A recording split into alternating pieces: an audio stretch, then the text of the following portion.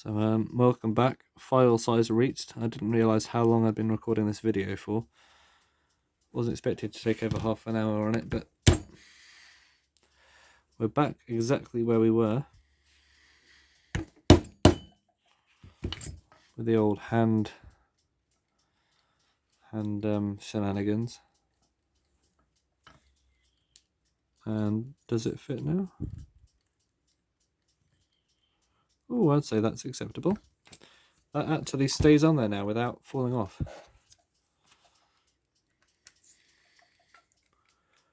Yeah, I'm okay with that. Just align our hands slightly better. There we go. Alright, that is alright now. Right.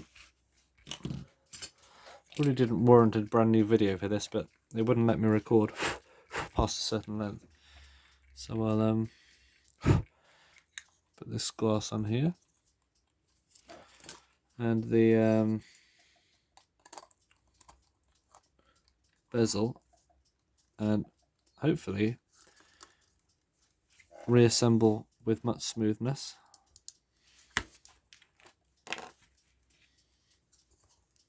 I think I have a good screwdriver for this.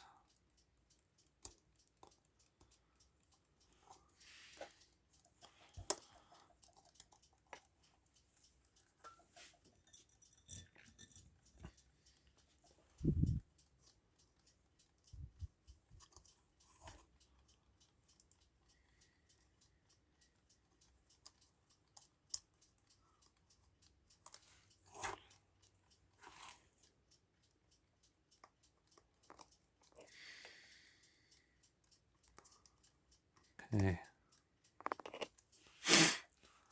One more and then I'll tighten them up.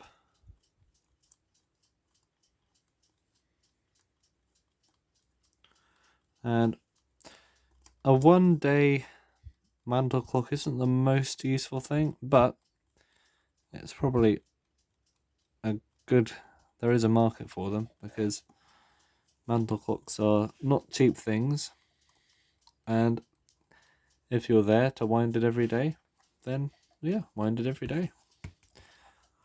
I suppose not having to wind a clock every day is a luxury, or at least it was back then in the 40s.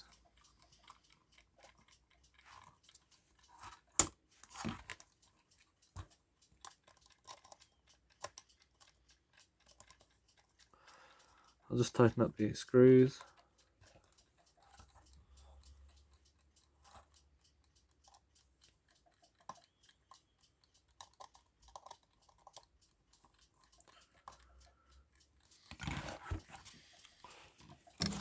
Alright, do these hands pass over each other way? No clashing going on? Okay, that's alright.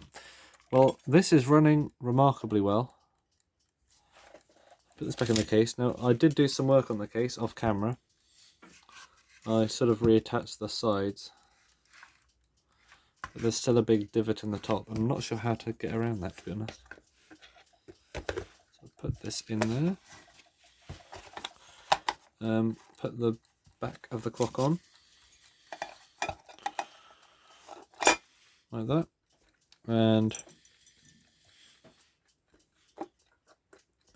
these little thumb screws, thumb nuts.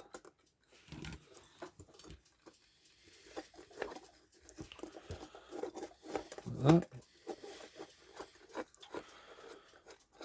Now, annoyingly, the depth of the thing means the regulator slot is barely usable, but that's just how it was when it was new, so, you know, oh well. You need a very, very long stick and a torch probably to see inside there.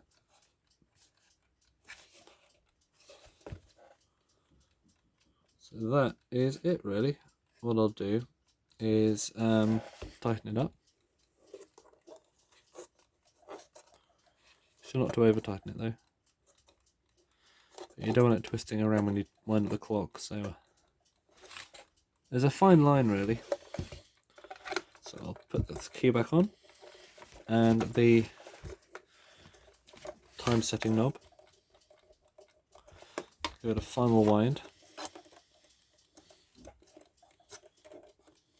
think it's already wound up, to be honest, but a few more turns in there. Oop.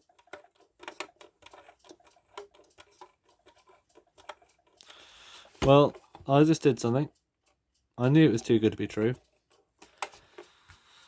What did I do? I did something. Did I break the mainspring or something silly like that? If I did, I will be very cross and confused because I'm not sure how I broke a mainspring by winding it up.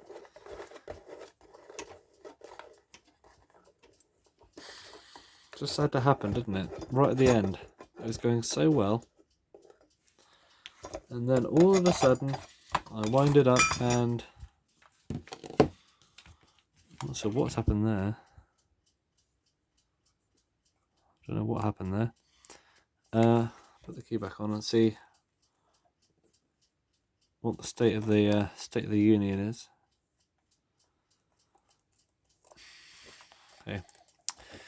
Right, this is probably a back to square one moment. Hopefully not. If the middle of the spring rotates, we're in massive trouble. If it doesn't, then and it just moves around a little bit, then we could be okay. But let's find out what happens.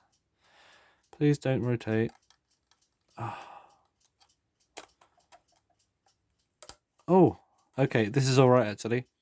The spring has just become unhooked from its middle. Usually that doesn't happen when the spring's all the way wound up like this, but I'm so glad the spring isn't snapped. I just need to somehow force the middle of the spring back onto its thing. That's a relief, really. I mean, I'd prefer if this didn't happen. No spring shenanigans. But miles better than being broken because the spring's actually okay. Broken spring would mean I need to get the whole thing open again. Oh, no, the spring is broken. The spring is broken. If you see in there a broken spring, I don't know how that happened. That is a real pain. You know what? This clock is a spares clock now. I don't think I have a mainspring for this. I'll just quickly see. I'm kind of tired, to be honest. So I'll tell you what. I'll get back to you another date. And admit defeat, because really, I'm not going to open this thing up again. Not for a while.